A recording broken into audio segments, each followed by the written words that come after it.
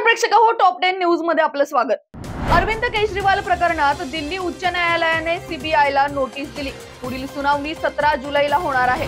राज ठाकरेंचा शिलेदार आता उद्धव ठाकरेंसोबत। वसंत मोरेंचा 3 महिन्यात प्रकाश आंबेडकरांना जय महाराष्ट्र।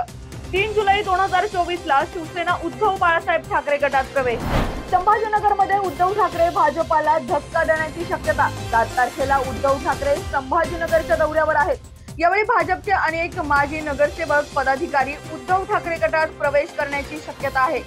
जगातील पहिली सीएनजी बाईक पुण्यात, नितीन गडकरींच्या हस्ते लॉन्चिंग। पेट्रोल वाढीच्या दरापासून ग्राहकांना दिलासा।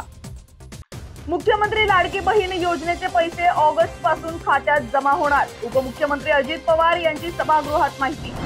वसंत मोरे यांचे राजकारण अयाराम गयाराम। त्यांनी काही महिन्यात पक्ष सोडल्यानंतर प्रकाश आंबेडकरांचा प्रहार। अजित पवार हेही पायीवारी या मार्गावर चालणार।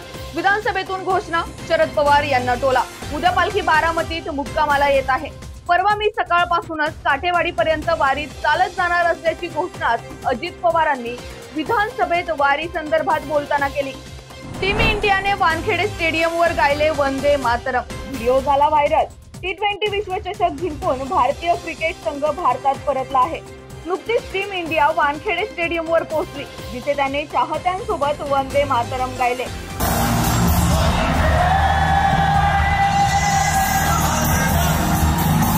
T20 वर्ल्ड कप विजयानंतर टीम इंडियातील 4 मुंबईकर खेळाडूंचा सत्कार।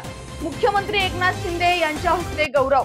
पेपरफुटी प्रकरणात दोषी सापडल्यास 1 कोटी दंड आणि इतकी वर्ष तुरुंगात चढावं लागणार।